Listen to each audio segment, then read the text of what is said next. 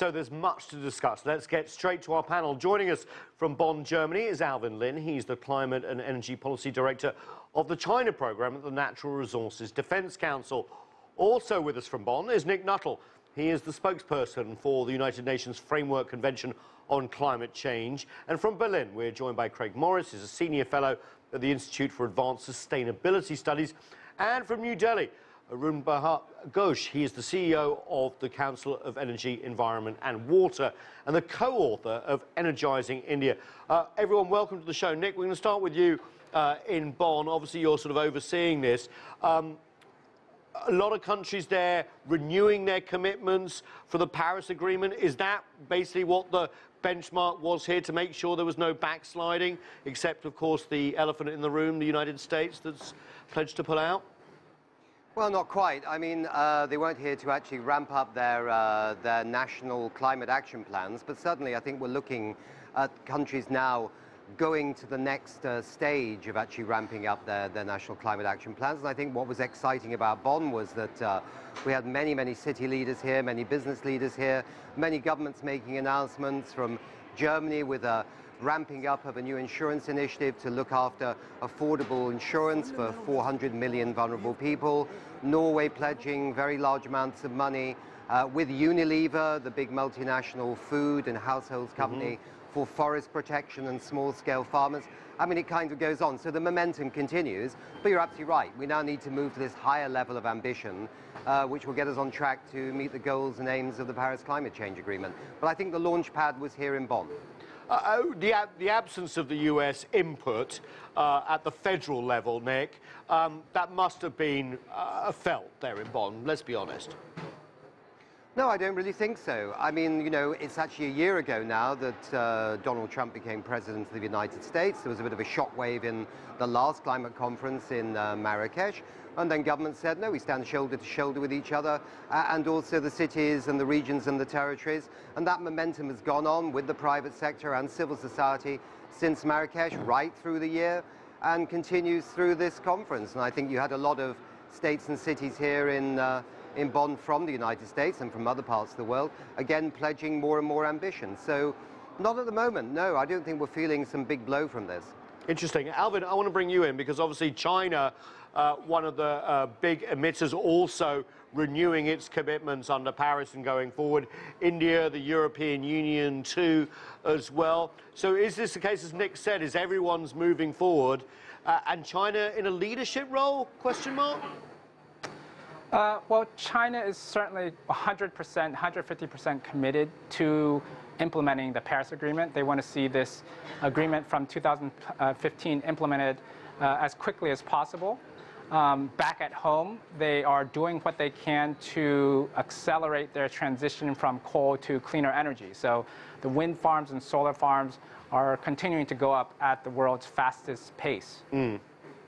Well, I want to bring in New Delhi here. Arunabha, as you're sitting in New Delhi, your backdrop doesn't quite tell the story, but we've seen some terrible smog in the last few days, and this comes at a time when new reports suggest that the world is basically doing about a third of what it should be in terms of getting to that target of stopping the world going above warming of 2 degrees Celsius. No matter what the commitments are that we've seen and what Nick was talking about, there's a lot of catch-up to be done, not least in India, right? There's a lot of catch-up to be done across the world. In fact, on a 2 degrees centigrade pathway, India is one of the few developing countries that is actually on track for that.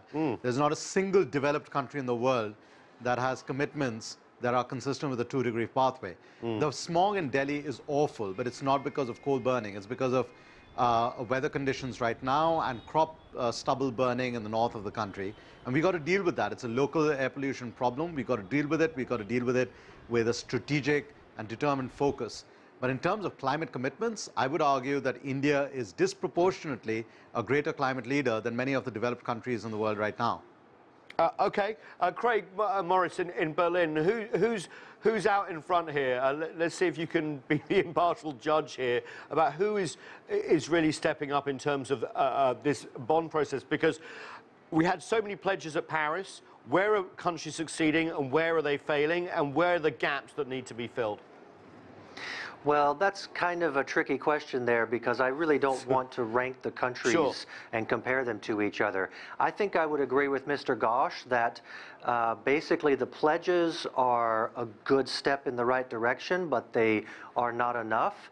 And what we really need to focus on now is coming to that agreement that we need to move forwards and working on more aggressive targets that are also eventually going to be enforceable because, as you know, the Paris targets, the pledges, are still very voluntary. Yeah, they are voluntary, and this is a big problem, isn't it? Because we've seen this with the sort of debate, not just in the United States, but also in Germany about coal use and elsewhere. I just want to play you a clip from the UN Secretary General Antonio Guterres, who really is sort of frustrated about investment, not necessarily in renewables, but actually in fossil fuels still going forward. In 2016, an estimated $825 billion were invested in fossil fuels and high-emission sectors. We must stop making bets on an unsustainable future that will place savings and societies at risk. Nick Nuttall, your Secretary General seems a little less optimistic than you are. No, I don't think he is, but he's actually pointing out a fact of life. I mean, the point is, it's 2 years after Paris. I mean, the world is moving forward. We are, as a global society, trying to change 2 centuries of development based on fossil fuels, based on the mining of the natural environment, unsustainable agricultural practices, everything. So, you know, it's not going to be happening overnight. But the fact is there are 2 stories here in Bonn. There's a story that we talk about in terms of fossil fuel investments and the subsidy of fossil fuels to the range of perhaps $150 a ton. And then you look at some other findings here from Bonn, which were scientists saying that now Moore's law is now coming in with renewable energy. Every year now, renewable energy penetration worldwide is doubling every 5 or so years. And that by 2050, the energy part of the Paris Agreement could well be solved. So, you know, I think we have to be a bit realistic, right? I mean, we've got a huge journey that we've all set and embarked upon, and it's going to be very messy along the way. But if everybody's moving in the right direction, then eventually we can possibly meet the targets that we've set as a global community. Interesting. Moore's law, of course, was the semiconductor law that showed processing power increasing exponentially over time. Just wanted to explain that a little bit. Alvin, also in Bonn, there are all these new solutions coming forward. China's much anticipated and soon to be launched, we think, carbon trading platform, which would basically see hundreds of millions of tons of carbon traded and caps. How's that going to work? And is that sort of the way forward, as Nick was suggesting, more market solutions going forward and less subsidies on the dirty stuff? Yeah. Well, the carbon market that's going to be established in China probably end of this year or early next year is going to be really important because it's putting that price on carbon so that renewables can play on a more level playing field with coal power, with oil. Yeah, but even without that carbon market starting, the change that we're seeing in the real world in terms of power markets, the price of renewables, the price of solar being so cheap that it's actually cheaper than coal power in many places, like India, like Mexico, that change is happening much, much faster than I think negotiations can sometimes anticipate, that governments can anticipate. And so actually, I think what we need to do is we needed to really have that kind of imagination to see a world and to be able to see a world where it's not powered by fossil fuels. And that could actually happen quite quickly, I think, if governments, companies, all of us are more ambitious about it. Yeah, let's play some sound from China's Special Representative on climate change affairs. And then Craig, I want you to respond to this. China's carbon trading market needs to grow bigger step by step and gradually widen its product range, though at its nascent stage, it is poised to overtake that of the European Union's to become the world's largest.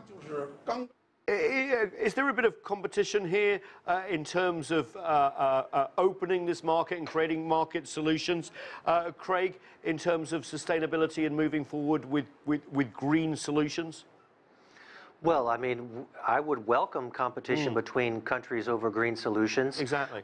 If we talk about the emissions trading scheme in the EU, then we would basically have to say it's not really working. It may be very big, but it hasn't produced price signals high enough for us to transition away from coal. Right. And so I would think that really this is something that the EU needs to work on. We need to have more of an agreement on that, and I'm afraid the German government has not been very supportive of such a move. Is that because of their reliance on coal? 40% of the energy Germany uses comes from coal? 40% of the electricity, let's Right. make a distinction there, because the electricity sector is actually fairly small here. It's 20% of energy. A lot of the energy we use here is for heat and motor fuels in cars.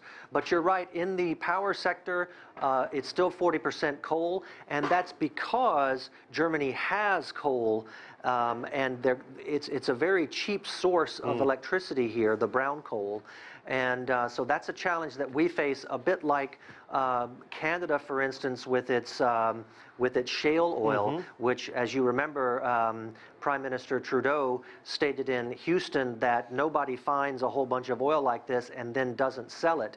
And he's, of course, a bit of an environmental politician. That gives you an idea of the sort of difficulty that countries like Germany and Canada face in transitioning away from this fossil fuel, leaving it in the ground when there is an economic case to dig it up. Yeah, Arunabha, in New Delhi, do you think the developed economies are still sort of trying to lead by example? Or do you think there's a little bit of national interest seeping back into this debate? You know, Germany obviously with its coal, Poland also going to be very much in the centre of environmental negotiations going forward, very much of a similar attitude, and yet, you know, asking vast developing countries like your own to make very, very different decisions. Look, Nathan, national interests have determined climate negotiations since the climate negotiations began. Very true. That's not a surprise. But we have to look at where the market trends are leading us. In India, for instance, because of our reverse auctions on solar, we now have some of the world's lowest tariffs on solar, in many cases more competitive than coal. Most of the power sector investment over the last 3 years in India has been in renewables. It's not been in fossil fuels. We are retiring 25-year-old coal power plants when normally a coal power plant sticks around for more than 50 years. And in fact, I would argue that in the United States, as it goes more subnational, because the federal government has decided to abandon its role, India is going international. On the 6th of December, the International Solar Alliance, which has been promoted by India and France, is going to become the world's newest international organization. So I think the market trends, the institutional development, as well as the technological changes that other speakers on this panel have already highlighted, already suggesting that the direction of travel is very different from what politicians might be tempted to suggest as the more tempting short-term interest, whether it's coal or oil or gas or something else. Interesting, because we did see this divide at Bonn, didn't we, in the US perspective. There was actually a lobbying effort on behalf of coal and nuclear power, and then at the same time, as Nick said, this sort of sub-national wave of states and local governments sort of saying, hey, we're still with the agreement, we're going to do everything. I want to play a face that's going to be familiar to a lot of you. Arnold Schwarzenegger, the former governor of California. Let's just have a listen to him. Our megaphone couldn't be any louder, and our influence couldn't be any stronger. And this is why, when President Trump backed out of the Paris Agreement, it doesn't mean anything. It doesn't mean anything because of the subnational governments. We pick up the slack right away. We will continue to go and have energy efficiency. We will continue to go and build windmills and solar. We will continue doing recycling. We will continue reducing our pollution. We will continue with all of the policies just like we have always done. Well, Nick, he said slightly less diplomatically what you were pointing out earlier, that this is a real sort of elan from the sub-federal US government. Do you feel that's enough for the US, almost organically, if you like, with all this work going on, to actually meet its commitments that it signed on to, even if it's not federally part of the Paris Agreement? Because this is a really important point here. Well, hold on, yeah. Yeah, okay, this question gets asked endlessly by every single media interview, quite frankly. I mean, look, this issue with the cities and the states and the regions is not just a US phenomenon. It's happening all over the world. There are cities in India moving. There are regions in every part of the globe moving forward. And you know, the fact is every single country has slightly different political setups. Some have very centralized governments, some have very regional governments. If you remember with Canada, under the Harper government, when they didn't want to move on climate change, it was Quebec and Ontario and other provinces there that were actually moving forward. So this movement between the cities and the regions and national governments is being like a race over many, many years. But Nick, I think you'll continue to see it. I think you'll get I think you'll get political wobbles at the top in all kinds of countries at different times. Yeah, my point is, though, is it enough? Because the world's already not doing enough. So without central government input, for example, in the United States, you know, that's the question here. Okay. What do you think? I've got your point on this. Look, there was a report from the International Renewable Energy Agency, IRENA here, that shows that many countries have targets on renewable energies at all kinds of levels, at local authority levels and central government levels, which exceed the national climate action plans on the ground for Paris. So governments are already locking in higher ambition, irrespective of what they've actually put down for the agreement so far. And I think when it comes to renewable energy, it's going so fast. I would focus much more on some of these other areas of emissions right now, which are behind the curve, like agriculture, like land use, like forestry. I think these are the emerging challenges right now, and transportation as well. I'm glad you brought that up. I'm going to bring Alvin in because, you know, a lot of people look at China's climate targets, for example, as a sort of monolith, but that's not the case, is it?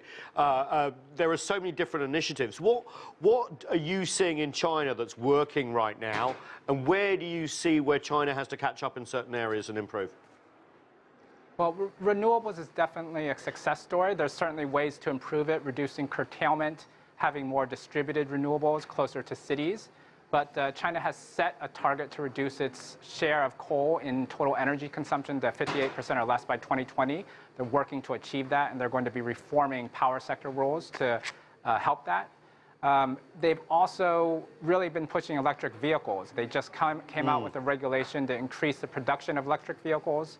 And I think you know, we've seen just this year a number of countries like the UK, Norway, setting targets for actually phasing out the use of gasoline vehicles. I think China, if they could come out soon with their own timetable, I think that will bring a huge amount of confidence to the electric and low-carbon transportation markets. What about the idea, Alvin, that China may actually hit its targets a little bit earlier than some people thought? Would that then free up, would that then create an elan to actually achieve these targets? Do you think that perhaps they're underestimating how quickly the transformation could happen? Yeah, it's quite possible. You know, China's, one of their major targets is to peak their CO2 emissions by 2030. Coal, which is the main part of the energy emissions, CO2 emissions, started to peak around 2013 and 14. We've seen a bit of a rebound in the past year, but it's very likely to continue going back down if we continue to have strong renewables, strong efficiency, and so on. And then the next big challenge is peaking oil consumption. So I think if China can really hammer those two, then I think we could see quite an earlier peak. Craig, one issue I wanted to touch on was financing.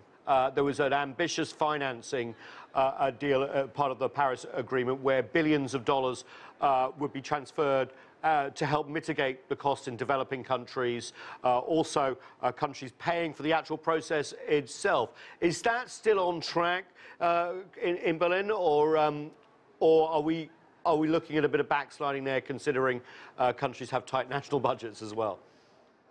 Well, I don't think, first of all, the developing countries just don't have the financial means to move from their own resources. So we're going to need investments from the developing world, and that's why we've set up things like emissions trading with an idea, at least, that some money could be put into countries where the investments would really pay for themselves very quickly. But I'm not sure that it's not just a question of financing. There are also things that we can do which involve behavioral change as well. So for instance, we can start looking towards trying to develop cities that are walkable, and people will perceive this as well as being cleaner. The air will be cleaner, it will be a safer city, and it will also be good for the climate as well. And so I think we're going to see a push from the bottom for things like that as well. And those things will come from sort of city governments and from the citizens themselves, and they won't require a lot of financing. Arunabha, do you agree? Because India, in the lead up to the Paris Agreement, was really tough on this idea of having funds for developing countries. But also, as you've been telling us, just here, there's a lot of bottom-up work as well. I mean, obviously, it's a mixture, but where do you see New Delhi on this right now? Look, I completely agree. The behavioral part is very important. India, for instance, did a massive reform of its fossil fuel subsidies for cooking fuel using a behavioral nudge. It basically asked rich households to give it up. There was a campaign to give up the fossil fuel subsidies, and 10 million households did that within a span of 1 year. But despite that, you still need money. And I would argue it's not the amount of money, it's the color of money that is needed. We need lower cost of capital. Right now, the capital-rich countries are investing in each other. Whereas if you look at China, you look at India, you look at Brazil, the big emerging markets, even there, you don't have enough foreign direct investment coming into the clean energy sectors. Why? Because these countries don't meet the sovereign rating that institutional investors like, and therefore you've got to de-risk this capital. And to do that, you need to pool risks. You need to pool risks across countries, and you've got to offer institutional investors a clean, secure market into which they can deploy their capital. Once that happens, it's not about the amount of public money that goes, it's the amount of private money that gets crowded into the largest renewable energy markets in the world, whether it's China or India or Brazil. Thanks for that. Nick, last word. What should we look out for in the coming months to see if the global community is still on track? Well, I've just been talking today with people about the summit that the French President Macron will have on the 12th of December. There's a huge event next September in California, again, trying to move the curve on climate action. But I think just the whole issue of finance is very critical. I think China is doing an amazing job with now planning to reform the financial structures of China so that green money flows rather than fossil fuel money into a new and brighter future. Well, thank you to both our guests in Bonn and Berlin and New Delhi. That's all we have time for this edition of The Heat. I'm Nathan King in Washington, D.C. Thanks so much for watching.